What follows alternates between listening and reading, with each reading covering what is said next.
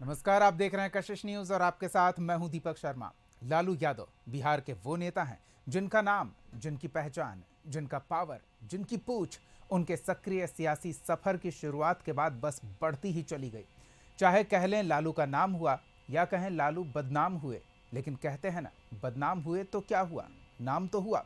और इस बदनामी के लिए भी विरोधियों को षड्यंत्र करने का दोष देते हुए बुरा भला सुनाया जाता रहा है। लालू का कद इतना बड़ा है कि उनकी पार्टी उनके छत्र छाया में फूलती फलती रही है। पार्टी के लिए लालू से इतर पहचान बनाए रखना, बचाए रखना कोई बच्चों का खेल नहीं। तेजस्वी भले पार्टी को पावर में लाने का जोरदार प्रयास कर रहे हैं, लेकिन लगता नहीं कि तेजस्वी में वो ताकत है जिसके बलबूते पार्टी को पटरी पर बनाए रखा जाए और रफ्तार दी जा सके। ऐसे में वही लालू यादव जिनके पार्टी पोस्टर से ही उन्हें गायब होने और तेजस्वी के छा जाने की खबरें सुर्खियां बनी थी, वही लालू यादव अब पार्टी की ड्राइविंग सीट पर फिर से बैठे हैं। भले स्वास्थ्य अनुमति न दे, पर दम बचा है ये दिखाना भी जरूरी है।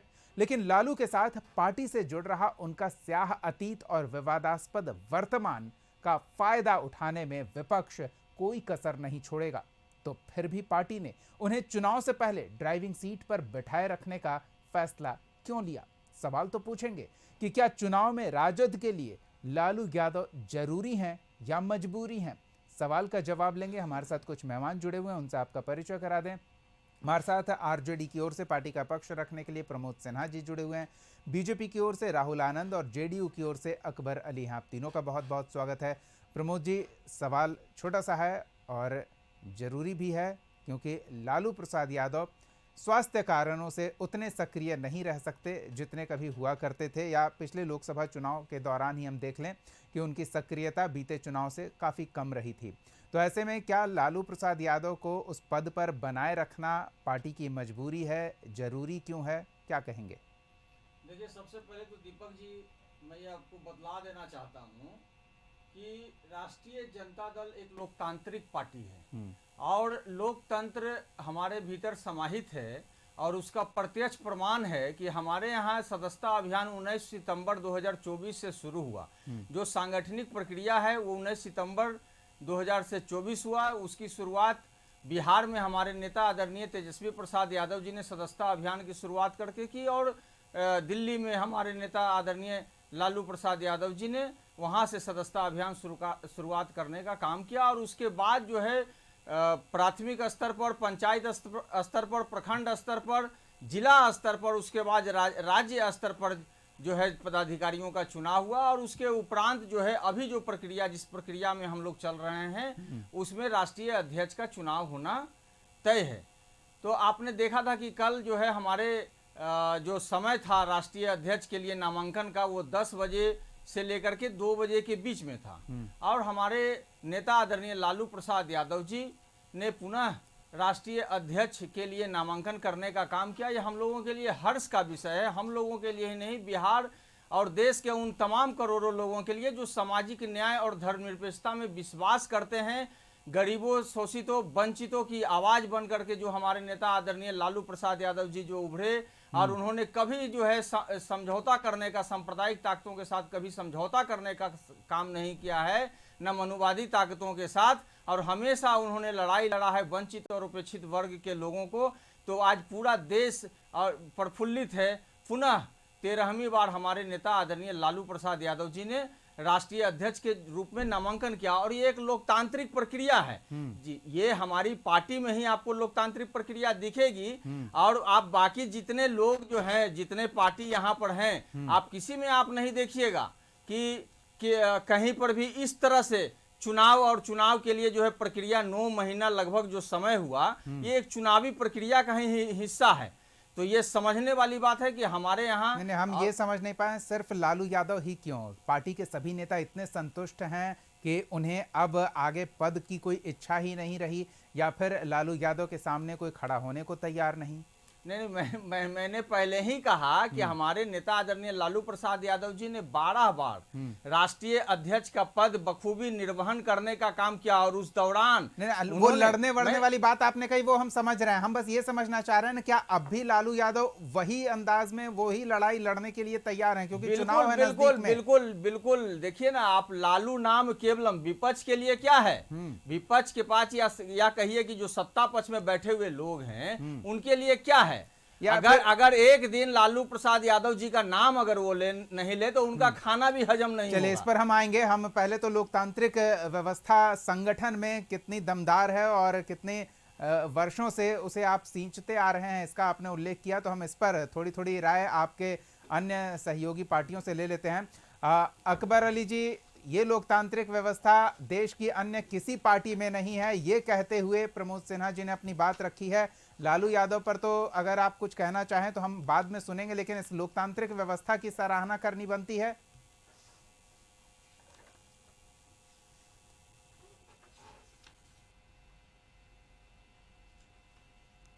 जी अकबर जी। ये साथी ये कह रहे थे कि लोकतांत्रिक व्यवस्था है पार्टी में, तो आखिर ये कौन सा राष्ट्रीय जनता दल का लोकतांत्रिक व्यवस्था है कि जब इनकी पार्टी सत्ता में रही तो माननीय लालू जी मुख्यमंत्री हुए, उसके बाद उनकी पत्नी श्रीमती राबड़ी देवी जी मुख्यमंत्री हुई, उसके बाद जब पार्टी जो है सत्ता में आई तो श्री तेजस्वी यादव जी उप मुख्यमंत्री होते हैं, कई विभाग के मंत्री होते हैं, उनके बड़े भाई मंत्री होते हैं, उनकी बड़ी बहन जो है वो सांसद होती है, फिर एक बहन चुनाव जो है लोकसभा का लड़ती है। तो ये लोकतांत्रिक व्यवस्था तो मुझे नहीं लगता, ये तो पारिवारिक व्यवस्था लगता है जिसकी जो है कल्पना दूसरी पार्टी भी नहीं कर सकती है।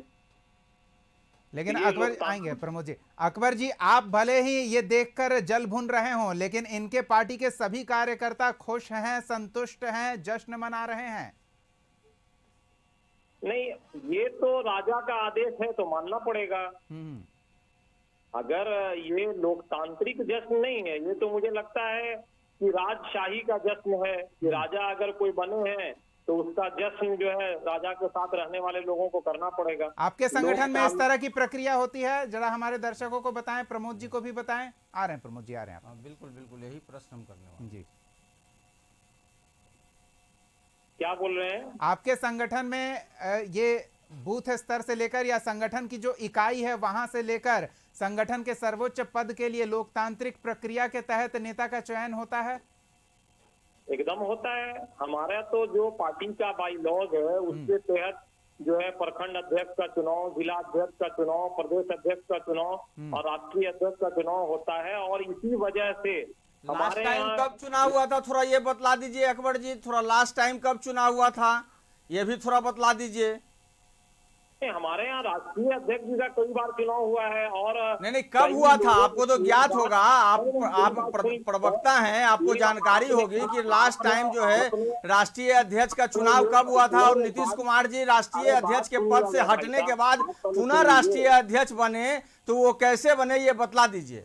अरे बात सुन लीजिए ना, तो आप कहे कि 12 बार राष्ट्रीय अध्यक्ष का पद श्री लालू यादव जी को दिया गया, ये कौन सा लोकतांत्रिक? अरे हमारे यहाँ 1 करोड़ 10 लाख सदस्य बने और वो सदस्य बिहार के ही लोग हैं जिन्होंने प्रमोद जी एक सेकंड। नहीं अकबर जी इस सवाल को मौजू नहीं समझा जा सकता। अगर एक व्यक्ति सक्षम है और बार बार पार्टी के कार्यकर्ता उसे चुनकर पहुंचा रहे हैं, जैसे नरेंद्र मोदी को ही ले लें, नीतीश कुमार को ही ले लें, बार बार उन्हें आपके पार्टी के विधायक दल के नेता के तौर पर चुना जा रहा है, तो वो तो व्यवस्था है ना, वो सही व्यवस्था है, उसे गलत तो नहीं ठहरा सकते।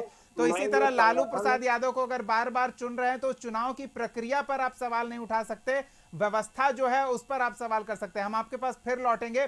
हम राहुल जी से भी कौन सा वोटिंग प्रक्रिया अपनाया गया, ये तो भाई एक बिल्कुल नहीं निर्विरोध चुने जा रहे हैं। मैं जवाब दे देता हूँ, छोटा सा जवाब इनको दे देता हूँ। जल्दी से हाँ सुन लीजिए, सुन लीजिए अकबर अली जी, थोड़ा सुन लीजिए, थोड़ा ज्ञान में वृद्धि हो जाएगी। राष्ट्रीय परिषद का गठन होता है और वो उसके वोटर होते हैं। एकमात्र जो नामांकन है हमारे राष्ट्रीय अध्यक्ष आदरणीय लालू प्रसाद यादव जी का हुआ है और सुबह 10 बजे से 2 बजे का समय निर्धारित था। तो जब एकमात्र राष्ट्रीय अध्यक्ष हमारे आदरणीय लालू प्रसाद यादव जी का हुआ है, इसका मतलब है कि पूरी पार्टी सहमत है कि हमारे अगले राष्ट्रीय अध्यक्ष आदरणीय लालू प्रसाद यादव जी ही बने। ये एक आम सी प्रक्रिया है जिसके बारे में सबको पता है। पूरी बात सुन ली जाए जी। मैं तो यही कह रहा हूं कि अगर लोकतांत्रिक व्यवस्था होगी तो कई लोग नॉमिनेशन करेंगे, वोटिंग होगी। राजा नहीं तो हमने तो समय निर्धारित किया ना, कोई आया नहीं, समय निर्धारित कर दिया ना। उसकी बजाते प्रक्रिया जो है मीडिया के समक्ष होती है। हम एक दिन पहले मीडिया के भी लोगों को आमंत्रित करने का काम करते हैं। सारी चीज जो है पारदर्शी तरीके से होता है। अकबर जी भली भांति परिचित हैं, इसमें कोई दो राय नहीं, उन्हें सब कुछ पता होगा। लेकिन 12 बार आप एक ही आदमी राष्ट्रीय अध्यक्ष। अरे हम तो चाहते हैं कि आगे भी हमारे राष्ट्रीय अध्यक्ष आदरणीय लालू प्रसाद यादव जी ही रहे। अकबर जी, उन्होंने कभी विचारों से समझौता करने का काम नहीं किया है। इस पर आएंगे हम राहुल जी से थोड़ा समझ लेते हैं कि प्रमोद जी ने जो शुरुआती बात कही है उस पर मौका नहीं मिला पिछड़ों को, अति पिछड़ों को। अकबर जी हम आएंगे इस पर। नहीं आप इस पॉइंट को नोट करके रखें, महत्वपूर्ण बात है, क्योंकि राजनीति में अभी उन्हीं की चर्चा सब कर रहे हैं, तो उस पर भी हम आएंगे, आपके पास आएंगे, आपकी पूरी बात सुनेंगे। राहुल जी को एक मौका दे दें, इन्हें अभी तक मौका नहीं मिला है। पहले तो राहुल जी, प्रमोद जी का यह आरोप कि सिर्फ इनकी पार्टी में ही लोकतांत्रिक व्यवस्था और प्रक्रिया का पालन करते हुए राष्ट्रीय अध्यक्ष का चुनाव होता है और किसी पार्टी में नहीं, तो इस पर आप क्या कहना चाहेंगे? उसके बाद फिर अगर लालू पर कुछ कहना चाहें तो कहें। दीपक जी देखिए, क्या है कि हर पार्टी की अपनी एक व्यक्तिगत रूप और स्वरूप होता है कि उसको किस तरह से अपने एजेंडा को आगे बढ़ाना है। लेकिन आपको मैं बता दूं, हम लोग नए ज़माने के लोग हैं तो नई बातें कर लेते हैं ज़रा। देखिए एक मीम्स चला था, मैं नहीं तो कौन बे, मैं नहीं तो कौन बे, मैं नहीं तो कौन बे करके चला था। वो आरजेडी के पे मुझे लगता है एकदम फिट और हिट भी करता है। दूसरी बात अगर हम करें तो देखिए, जब से आरजेडी का स्थापना हुआ है तब से लगातार अभी तक उनको कोई मिला ही नहीं राष्ट्रीय अध्यक्ष के लिए। इसका मतलब साफ और स्पष्ट है कि आरजेडी के लोग भैंस पर बैठकर टॉर्च लेके उस अंधेरे में चले जा रहे हैं जिसको कहा जाता है काला अक्षर भैंस बराबर की तरह। अब मैं क्यों इस बातों को कह रहा हूं कि लोकतांत्रिक प्रक्रिया क्या है। सुनिए आगे तो सुनिए प्रमोद जी, आगे तो सुनिए, आगे सुन लीजिए ना, फिर आप कहिएगा, आप सुनिए ना फिर कहिएगा। देखिए उसके बाद इसका मतलब ये है, जो लोकतांत्रिक प्रक्रिया की ये बात कर रहे हैं तो बिल्कुल स्पष्ट है कि ये कैसी लोकतांत्रिक प्रक्रिया है। जब जनता आपको विपक्ष में जाने का आदेश सुनाती है तब आप उस लोकतंत्र की हत्या की बात करते हैं और ईवीएम पे पिटारा फोड़ते हैं या चुनाव आयोग तक पहुंच जाते हैं। दूसरी बात मैं करूं, ये कैसी लोकतंत्र प्रक्रिया है? सुनिए, ये कैसी लोकतंत्र प्रक्रिया है? ये कैसी लोकतंत्र प्रक्रिया है जिसमें, सुनिए ना, हमारी प्रतिबद्धता है, जहां पे अगर उस तरह की बातें होंगी वहां पर विपक्ष के नाते हम आवाज उठाने का काम करेंगे। जी बिल्कुल, आपको उठाना चाहिए क्योंकि विपक्ष सदन में विपक्ष की आत्मा ही विराजमान होती है। अब मैं आता हूं, कर रहे हैं आप, अपनी बात भी कर लीजिए आपके संगठन में। बिल्कुल। अब देखिए मैं आपको बता दूं कि जो लोकतंत्र प्रक्रिया की बात करते हैं तो इस लोकतंत्र में इनको तो भरोसा नहीं है, क्योंकि अभी भी फिर सामने लोकतंत्र का पर्व आने वाला है। लोग अब आ रहा हूं, सुनिए तो सही, अरे आ रहे हैं, सुनिए तो सही, सुनिए तो सही, सुनिए तो सही, सुनिए। क्या है कि इसका तात्पर्य बस यही हो गया कि एक मैं ही राजा मैं ही मंत्री, यानी मैं जो कहूं वही मेरा हुक्म होगा, मेरा ही वचन ही मेरा शासन होगा। जो ये बात कर रहे थे कि 10 बजे से 2 बजे तक का कार्यकाल रखा गया था, वक्त रखा गया था, तो आप क्यों नहीं आए, तो मेरा वचन ही मेरा शासन है, ये तो दिख गया सामने। अब बात करते हैं भारतीय जनता पार्टी की। तो भारतीय जनता पार्टी की अध्यक्षीय प्रणाली होती है, उसमें बूथ स्तर से शुरू की जाती है, उसके बाद जिला में बनाया जाता है, तब प्रदेश में नियुक्त की जाती है राष्ट्रीय अध्यक्ष की, माफ कीजिएगा प्रदेश अध्यक्ष की। और जहां तक राष्ट्रीय अध्यक्ष की बात है तो यही प्रक्रिया चलती है और चलने के बाद जो प्रदेश अध्यक्ष होते हैं वो चुनते हैं, यानी कि हमारा जो है वो हमारा जो प्रक्रिया है वो अध्यक्षीय प्रणाली है। अब यहाँ पे जो ये बातें कर रहे थे कि गरीबों के मसीहा, तो मुझे एक बात बताइए, ये 97 से ये पार्टी आई है और उस समय से लगातार एक ही व्यक्ति लगातार एक ही पद पे विराजमान है, यानी कि इसका मतलब साफ है, इसका मतलब साफ है, सुनिए, इसका मतलब साफ है कि प्रतिपक्ष का नेता जो बाहुबल्य पद होता है वो इन्हीं के परिवार का, जो नेता प्रतिपक्ष विधानसभा इन्हीं के परिवार का, मुख्यमंत्री इन्हीं के परिवार का, मुख्यमंत्री इन्हीं के परिवार का, राष्ट्रीय अध्यक्ष इन्हीं के परिवार का। ये जो बस दिखावे की जो राजनीति हो रही है ना, वो कहीं ना कहीं इसी बात का संदेश है और ये स्पष्ट संदेश दिया जा रहा है आप लोगों को कि आरजेडी में कोई ऐसे कार्यकर्ता नहीं बचे हैं, आरजेडी में कोई ऐसे कार्यकर्ता नहीं बचे हैं जो राष्ट्रीय स्तर के नेता को बनने का दायित्व रखता हो। चलिए इस पर हम जवाब ले लेते हैं। प्रमोद जी ये भी जवाब दीजिए, लालू प्रसाद यादव पार्टी के वो वट वृक्ष हो गए हैं जिसके नीचे और कोई पौधा पनप ही नहीं सकता है। नहीं, नहीं ये ठीक, प्रमोद जी मैं ठीक, नहीं कह रहा हूँ, राहुल जी ये कह रहे हैं कि आपके पास और कोई नेता मिल ही नहीं सकता है। पहले तो मैं इनको बतला देना चाहता हूं कि लोकतंत्र में आस्था और विश्वास, जन विश्वास एक महत्वपूर्ण अंग होता है। और हमारे नेता आदरणीय लालू प्रसाद यादव जी, हमारे नेता आदरणीय तेजस्वी प्रसाद यादव जी में बिहार के लोगों का जन विश्वास है। और वो जन विश्वास का ही प्रतिफल है कि हमारे नेता आदरणीय लालू प्रसाद यादव जी इस बार जो है 13वीं बार राष्ट्रीय जनता दल के राष्ट्रीय अध्यक्ष बनने जा रहे हैं। ये जब लोकतांत्रिक प्रक्रिया है, और लोकतांत्रिक प्रक्रिया में सभी लोगों को, कि हमारे पार्टी के जितने भी लोग हैं उस सब लोगों की आस्था है कि हमारे अध्यक्ष आदरणीय लालू प्रसाद यादव जी ही रहें। और इसलिए कि उन्होंने अपने 12 कार्यकाल को सफलतापूर्वक करने का काम किया है, और आगे भी वो सफलतापूर्वक करने का, उन्होंने कभी भी जो है सांप्रदायिक ताकतों के साथ समझौता नहीं करने का काम किया। हमेशा समावेशी विकास की बात कही, हमेशा गरीबों के, शोषितों के, उपेक्षितों के हक और हकूक की लड़ाई लड़ने का काम किया, उनको स्वर देने का काम किया। एक हारे हुए नेता के तौर पर सामने आए हैं लालू प्रसाद यादव। 2005 के बाद संगठन को कभी सत्ता में नहीं ला पाए, फिर भी वही चुने जा रहे हैं। अब आप इसका जवाब सुन लीजिए। 2005 में भी जो फरवरी में चुनाव हुआ था, राष्ट्रीय जनता दल 1 नंबर की पार्टी थी। अगर 2010 को अपवाद के रूप में अगर छोड़ दिया जाए तो 2015-2020 में भी राष्ट्रीय जनता दल 1 नंबर की पार्टी। 2024 के लोकसभा चुनाव में मत प्रतिशत के हिसाब से राष्ट्रीय जनता दल 1 नंबर की पार्टी, और 2025 में राष्ट्रीय जनता दल और हमारे नेता आदरणीय तेजस्वी प्रसाद यादव जी बिहार की जनता का आशीर्वाद लेकर के बिहार के मुख्यमंत्री बनेंगे।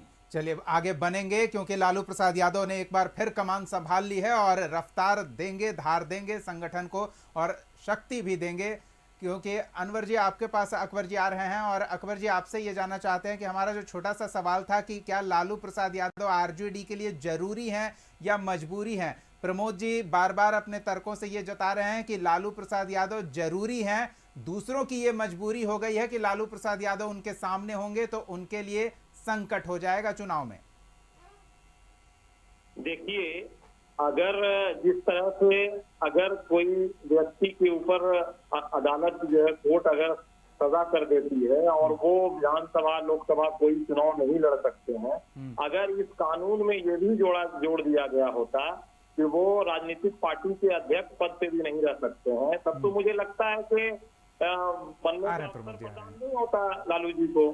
और जब आप वैसे जो खुद ही चुनाव नहीं लड़ने का जो लोग अदालत के फैसले से रखते हैं, तो फिर उनसे जो है एमएलए और एमपी के प्रत्याशी को जो है टिकट दिलवाना, ये तो कहीं से भी उचित नहीं है, ये लोकतांत्रिक व्यवस्था के विरुद्ध है। लेकिन ये तो नैतिकता रखने वाली बात है ना, कि हम जो है इतना नैतिकता रखें कि फिर अगर शायद अब आपने सही कहा, अध्यक्ष की नैतिकता उस समय कहाँ समाप्त हो जाती है, जब वो चाहते हैं राष्ट्रीय अध्यक्ष बन जाते हैं, उस समय उनकी नैतिकता पर आप लोग क्यों नहीं सवाल उठाने का काम करते हैं। नहीं वही सवाल अगर अकबर जी आपसे पूछे कि वो न्यायालय से कोई सजा याफ्ता नहीं है, नहीं तो हमको भारत की न्याय प्रणाली में विश्वास है। अगर निचली अदालत से हुआ है तो हम आगे की लड़ाई लड़ रहे हैं ना। आपने देखा ना कि 1995, सुन लीजिए अकबर जी, आपको शायद जानकारी नहीं है, आप सुन लीजिए कि 1995 में, 1990 में जब हमारे नेता आदरणीय लालू प्रसाद यादव जी बिहार के मुख्यमंत्री बने, और 1995 में जब मैंडेट मिला, उससे भी ज्यादा अपार बहुमत से बिहार के मुख्यमंत्री बने थे। तब कॉन्स्पिरेसी उनके खिलाफ चालू हो गया, क्योंकि लोगों को लगा कि वोट की ताकत से हम इनको जो है से हरा नहीं सकते हैं, परास्त नहीं कर सकते हैं। तब उनके खिलाफ साजिशें रची गई। चलिए ठीक है, अब दूसरे हिस्से पर आते हैं, मजबूरी की बात कर लेते हैं। अकबर जी आपके पास नहीं, आपने जो एक बात कही लोकतांत्रिक व्यवस्था और नैतिकता, उसका जवाब प्रमोद जी ने दे दिया। अब हम दूसरे पहलू पर आते हैं, मजबूरी क्यों है। प्रमोद जी आपसे जवाब, क्योंकि मामला सीधे सीधे आपके संगठन से जुड़ा हुआ है। तेजस्वी यादव विपक्षी वार को उस अंदाज में रोक नहीं पाएंगे, शायद एक ढाल की आवश्यकता होगी, और लालू प्रसाद यादव एक मजबूत ढाल का काम करेंगे, छवि भी बनी रहेगी, हार का ठीकरा भी अगर फोड़ना होगा तो किसी और पर फोड़ दिया जाएगा। अगर पे हम बात कर रहे हैं, अगर पार्टी जीत गई तो ठीक है, जश्न मनेगा, ताजपोशी होगी, लेकिन अगर संभावित जो इच्छित परिणाम है वो नहीं आया तो कोई जिम्मेदार व्यक्ति होना चाहिए ना दायित्व लेने के लिए। तो तेजस्वी यादव को बचा कर निकालने की ये कोशिश। देखिए दीपक जी, हमारे नेता आदरणीय लालू प्रसाद यादव जी सामाजिक न्याय और धर्मनिरपेक्षता के पुरोधा रहे हैं और हमारे नेता आदरणीय तेजस्वी प्रसाद यादव जी ने उस सामाजिक न्याय और धर्मनिरपेक्षता को आगे बढ़ाते हुए उसमें आर्थिक न्याय करने की बात कही है। उन्होंने कहा है कि हमारी सरकार बनने पर हम 5 सालों के भीतर बिहार को विकसित राज्यों की श्रेणी में खड़ा करने का काम करेंगे। उन्होंने जो रोड मैप तैयार करने का काम किया है ना, आर्थिक क्रांति की दिशा में बिहार को ले जाने का वो काम करे, एक सामाजिक क्रांति लाने का काम हमारे नेता आदरणीय लालू प्रसाद यादव जी ने किया। उसी को आगे बढ़ाते हुए सामाजिक न्याय और धर्मनिरपेक्षता के साथ आर्थिक न्याय के आगे जो है अग्रसर होकर के बिहार और बिहार के लोगों को उनको जो है विकसित राज्य की श्रेणी में ले जाने का काम हमारे नेता आदरणीय तेजस्वी प्रसाद यादव जी करेंगे। और इसी क्रम में उन्होंने जो वायदा 2020 बिहार विधानसभा चुनाव में करने का काम किया था, मात्र 17 माह के अल्पकाल में उसको पूरा किया। सामाजिक रूप से ये सवाल उठता है। आप सही कह रहे हैं, आपकी सारी बातें सुन चुके हैं। बस आप ये बता दीजिए, नहीं आपसे 4 लाइन हम सुनना चाहते हैं। आप बस ये बता दीजिए कि जब इतने सक्षम हैं, इतने संभावनाओं के साथ संगठन को मजबूत करके चुनाव में जाने को तैयार हैं, तो फिर एक व्यक्ति जिसे बेड रेस्ट दिया गया है, जब कोर्ट की तारीख आती है तो अचानक से डॉक्टरी रिपोर्ट आ जाती है कि उन्हें आराम की आवश्यकता है, उस व्यक्ति को आप चुनाव में दौड़ाने के लिए क्यों उतार रहे हैं? नहीं देखिए, आप जो है ना दीपक जी, मैं बार बार कह रहा हूं कि राष्ट्रीय अध्यक्ष के पद पर पूरा राजद परिवार और बिहार की जनता, मैंने पहले ही कहा कि आज ये हर्ष का विषय है कि हमारे राष्ट्रीय अध्यक्ष आदरणीय लालू प्रसाद यादव जी 13वीं बार होने जा रहे हैं। ये उन तमाम लोगों का जो हमारे नेता आदरणीय लालू प्रसाद यादव जी को गरीबों का मसीहा कहने का इनके सवालों का आप जवाब नहीं दे पा रहे कि 13 बार भी लालू प्रसाद यादव ही क्यों? प्रमोद जी से एक छोटा सवाल, प्रमोद जी मजबूरी है इनकी क्या कुछ?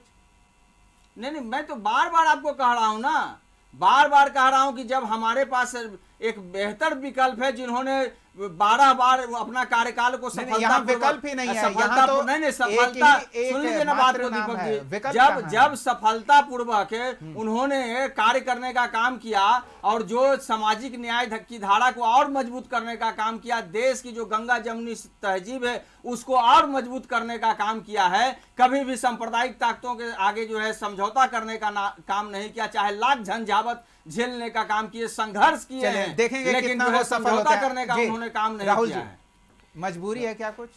देखिए निश्चित तौर पे अगर बात करें तो ये जरूरी भी है और मजबूरी भी है इनके लिए। कैसे मैं बताता हूँ। देखिए अभी हमारे आरजेडी के साथी बोल रहे थे कि सांप्रदायिक ताकतों के सामने ये नहीं झुके, कभी किसी से कॉम्प्रोमाइज नहीं किया, बस 8-10 दलितों की हत्याएं करवा दी गई, नरसंहार करवा दिया गया ताकि उनको एक स्थापित किया जा सके। ठीक, इसलिए ये जो कहते हैं बार-बार गरीबों की आवाज, दलितों का मसीहा, सुनिए देखिए क्या है ना कि आरजेडी की ये यूएसपी रहती है जंगल, और जब आप बोलिएगा ना तो आरजेडी वाले हल्ला करेंगे ही करेंगे, पर लाना मेरा काम है, आप विषय से भटक जा रहे हैं। अब बात करते हैं, यह नहीं बताया कि भारतीय जनता पार्टी में जो है जो नहीं, ये तो कह रहे हैं कि जो आपकी प्रक्रिया है वो इनकी प्रक्रिया हो, ये जरूरी नहीं है, ये दूसरी प्रक्रिया का पालन करते हैं, ये दूसरी प्रक्रिया पे काम करते हैं। एक ही व्यक्ति 13 साल से चलिए एक महत्वपूर्ण बात राहुल जी ने कह दी, चलते चलते अकबर जी से भी एक महत्वपूर्ण बात है। अकबर जी, लालू प्रसाद यादव का नाम जुड़ रहा है, तो उस नाम के साथ जो बदनामी साथ में आई है वो संगठन के साथ जुड़ेगा और उसका फायदा आप उठाएंगे?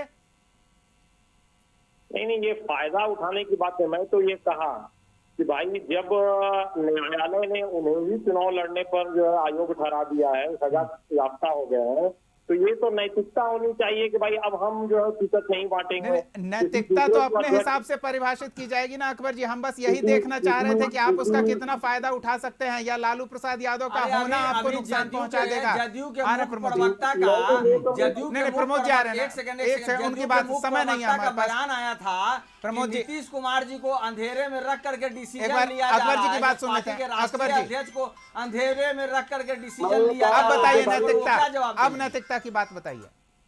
नहीं, मैं तो ये कह रहा हूँ कि भाई ये तो खुद ही जो है आरजेडी के लोगों को ये प्रस्ताव देना चाहिए कि क्योंकि न्यायालय से सजा हो गया है तो आप खुद ही चुनाव नहीं लड़ेंगे, तो आप किसी पिछड़े या पिछड़े दलित को मौका दें। नैतिकता बड़ी लेकिन दिलचस्प ये चीज तो होती है, जहां आप होते हैं वहां ये से तो सामने बड़े वाले इस के बात लिए की प्रस्तावित है किया कि जाता है और देखिए, अपनी सुविधा अनुसार प्रस्तावित किया जाता है। बहरहाल इतना तो तय है कि लालू प्रसाद यादव के हाथ में अब पार्टी की कमान होगी, यानी कि मुकाबले में मैदान में तेजस्वी भले दौड़ते नजर आएंगे, लेकिन पूरी रणनीति, पूरा माहौल लालू प्रसाद यादव के नाम पर बनेगा। उनके इशारे पर संगठन आगे चुनाव में मैदान में उतरेगी और देखना दिलचस्प होगा कि इस बार लालू प्रसाद यादव अपने सपने को साकार करने में कामयाब होते हैं और विरोधी खेमे को वो रोक पाते हैं सत्ता में वापसी करने से।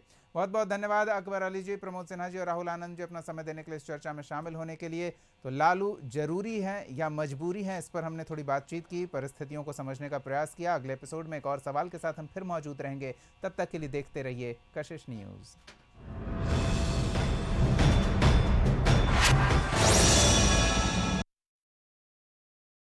विद्या विहार आवासीय विद्यालय 29 वर्षों से आपके बच्चों को शिक्षा